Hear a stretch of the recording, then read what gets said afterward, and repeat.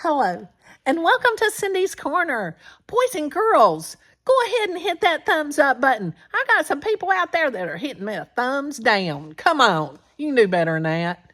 Hit that thumbs up. I know you're going to like this one. This is Sylvester and the Magic Pebble. Have you ever had a magic rock or a rock that was your special rock?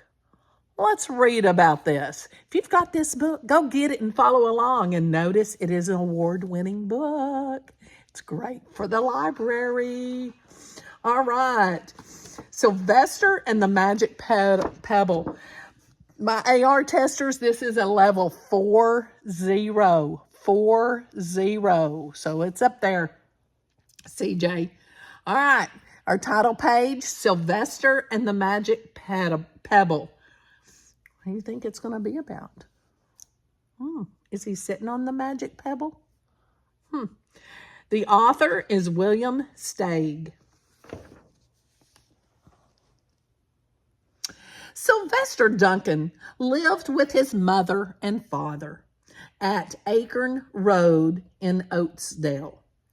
One of his hobbies was collecting pebbles of unusual shape and color. On a rainy Saturday during vacation, he found a quite extraordinary one.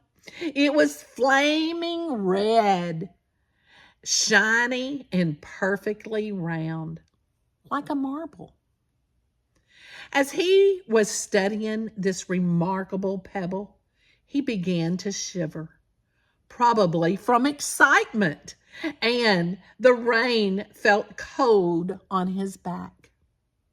"I wish it would stop raining," he said. To his great surprise, the rain stopped. It didn't stop gradually as rains usually do. It ceased. Stopped. The drops vanished on the way down. The clouds disappeared. Everything was dry, and the sun was shining as if rain had never existed. In all his young life, Sylvester had never had a wish gratified so quickly. It struck him that magic must be at work, and he guessed that the magic must be in the remarkable-looking red pebble, where indeed it was.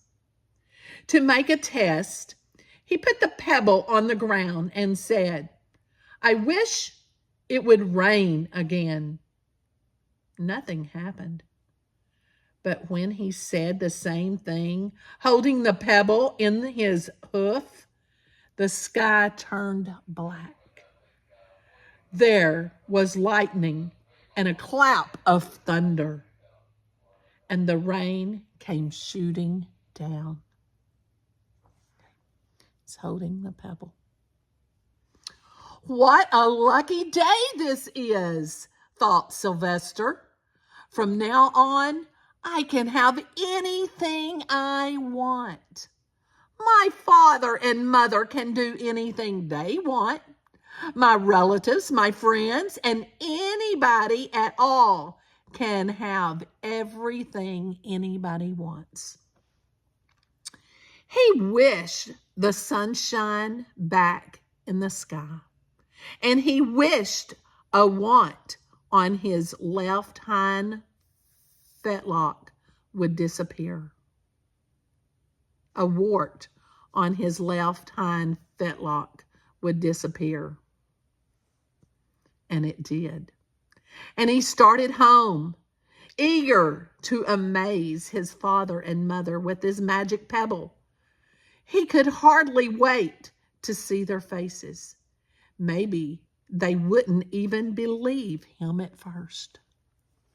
Do you believe him? As he was crossing Strawberry Hill, thinking of some of the many, many things he could wish for. He was startled to see a mean, hungry lion looking right at him from behind some tall grass. He was frightened. If he hadn't been so frightened, he would have made the lion disappear. Or he could have wished himself safe at home with his father and mother. He could have wished the lion would turn into a butterfly or a daisy or a gnat. He could have wished many things, but he panicked and couldn't think carefully. I wish I were a rock, he said, and he became a rock. The lion came pounding over, sniffed the rock 100 times, walked around and around it, and went away confused, perplexed, puzzled, and bewildered. I saw that little donkey as clear as day. Maybe I'm going crazy, he muttered. And there was Sylvester, a rock on Strawberry Hill, with the magic pebble laying right beside him on the ground. And he was unable to pick it up. Oh, how I wish I were myself again, he thought, but nothing happened.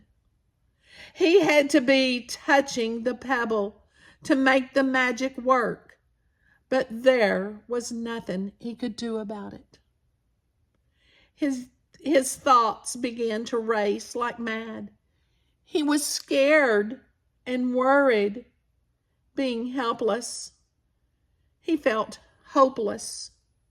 He imagined all the possibilities, and eventually he realized that his only chance of becoming himself again was for someone to find the red pebble and to wish that the rock next to it would be a donkey. Someone would surely find the red pebble. It was so bright and shiny. But what on earth would make them wish that the rock were a donkey? The chance was 1 in a billion at best. Sylvester fell asleep. What else could he do? Night came with many stars. Meanwhile, back at home, Mr. and Mrs. Duncan paced the floor, frantic with worry. Sylvester had never come home later than dinner time. Where could he be? They stayed up all night wondering what had happened, expecting that Sylvester would surely turn up by morning. But he didn't. Of course. Mrs. Duncan cried a lot, and Mr. Duncan did his best to soothe her. Both longed to have their dear son with them. I will never scold Sylvester again as long as I live, said Mrs. Duncan, no matter what he does. At dawn, they went about inquiring of all the neighbors. They talked to all the children, the puppies, the kittens, the colts, the piglets. No one had seen Sylvester since the day before yesterday. They went to the police. The police could not find their child. All the dogs in Oaksdale went searching for him. They sniffed behind every rock and tree and blade of grass, into every nook and gully of the neighborhood and beyond. but found not a scent of him. They sniffed the rocks on Strawberry Hill, but it smelled like a rock. It didn't smell like Sylvester. After a month of searching, the same places over and over again and again, and inquiring of the same animals over and over again, Mr. and Mrs. Duncan were no longer knew what to do. They concluded that something dreadful must have happened, and that they would probably never see their son again, though all the time he was less than a mile away. They tried their best to be happy, to go about their usual ways, but their usual ways included Sylvester, and they were always reminded of him. They were miserable. Life had no meaning for them anymore. Night followed day, and day followed night followed day, and day followed night, over and over again. Sylvester on the hill woke up less and less often. When he was awake, he was only hopeless and unhappy. He felt he would be a rock forever, and he tried to get used to it. He went into the endless sleep. The days grew colder. Fall came, and the leaves changing color. Then the leaves fell, and the grass bent to the ground.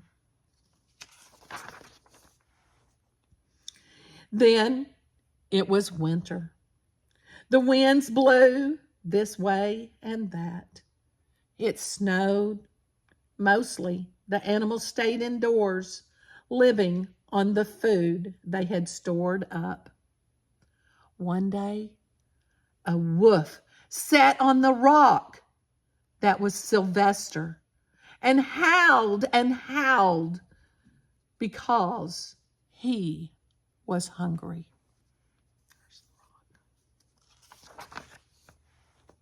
Then the snow melted. The earth warmed up in the spring sun, and things budded. Leaves were on the trees again. Flowers showed their young faces. One day in May, Mr. Duncan insisted that his wife go with him on a picnic. "Let's cheer up," he said. "Let us try to live again and be happy, even though Sylvester, our angel, is no longer with us." They went to Strawberry Hill. Oh my goodness, look, there's the rock. Mrs. Duncan sat down on the rock. The warmest of his own mother sitting on him woke Sylvester up from his deep winter sleep. How he wanted to shout, "Mother, Father, it's me, Sylvester. I'm right here." But he couldn't talk. He had no voice. He was stone dumb.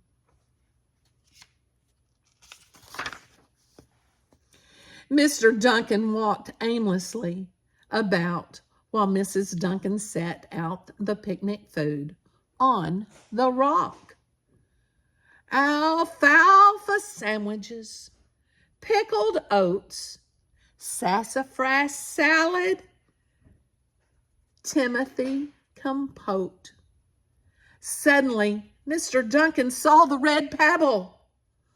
"What a fantastic pebble!" he exclaimed. Sylvester would have loved it for his collection. He put the pebble on the rock. Then they sat down to eat. Sylvester was now as wide awake as a donkey that was a rock could possibly be. Mrs. Duncan felt some mysterious excitement. "You know, Father," she said suddenly, "I have the strangest feeling that our dear Sylvester is still alive and not far away." I am, Sylvester wanted to shout, but he couldn't. If only he had realized that the pebble nesting on his back was the magic pebble. Oh, how I wish he were here with us on this lovely May day, said Mrs. Duncan. Mr. Duncan looked sadly at the ground. "Don't you wish it too, Father?" she said. He looked at her as if to say, "How can you ask such a question?" Mr. and Mrs. Duncan looked at each other with great sorrow. "I wish I were myself again. I wish I were my real self again," thought Sylvester. And in less than an instant, he was. You can imagine the scene that followed. The embraces, the kisses, the questions, the answers, the loving looks, and the fond exclamations. When they had eventually calmed down a bit and had gotten home, Mr. Duncan put the magic pebble in an iron safe. Someday, they thought, they might want to use it. But really, for now, what more could they wish for? They all had all that they wanted. The end. Now, do you have a magic pebble? Do we always wish for something and we really maybe just wish we could just sit and hold our family? If you had a wish and you had the magic pebble, what would you wish for? Tell me in the comments what you would wish for. And how was that magic pebble so important that they put it away? Why did they put it away? Share with me in the comments. And I know you like this book, so go ahead and give it a thumbs up. And if you haven't hit that subscribe button, hit that subscribe so you don't miss stories on Cindy's Corner. Have a great day. Give somebody a hug, and most important, tell them you love them. Have a great one.